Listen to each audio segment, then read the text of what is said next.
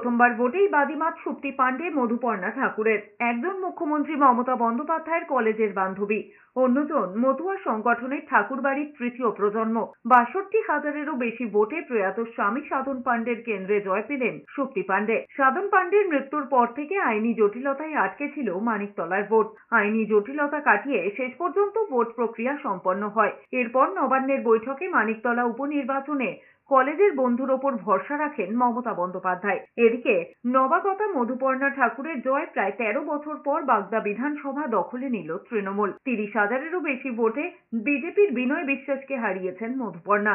আর ভোটে জিতে মধুপর্ণা বলেছেন, যেটা শুধু সময়ের অপেক্ষা ছিল। বাগদাবাসী দিদির উন্নয়নকে দেখে আমাকে ভোট দিয়েছে। বিধানসভায় রাজ্যের সর্বকনিষ্ঠ বিধায়ক হতে চলেছেন মতুয়া পরিবারের সদস্য এবং তৃণমূল সাংসদ মমতা পাল্লা ঠাকুরের মেয়ে, বছর ২৫-এর মধুপর্ণা ঠাকুর। ১৩ বছর পরে এই কেন্দ্রে ফিরল তৃণমূল।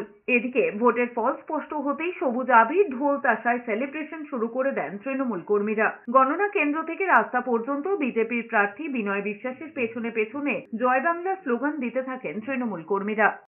দাদার আশা মানে বিনয় যে দিনই আশার কোনো কাজ নেই, উনি ঘরে বসে পপকর্ন খাক আর দেখুক আমরা জিতছি। কতটুকু কাজ করতে পারি মানুষের জন্য, কতটুকু ওনাদের পাশে দাঁড়াতে পারি, এত কম বয়সে হয়ে ওনাদের ঘরের মেয়ে হয়ে ওনাদের পাশে দাঁড়াতে পারি, এটাই হচ্ছে বড় কথা।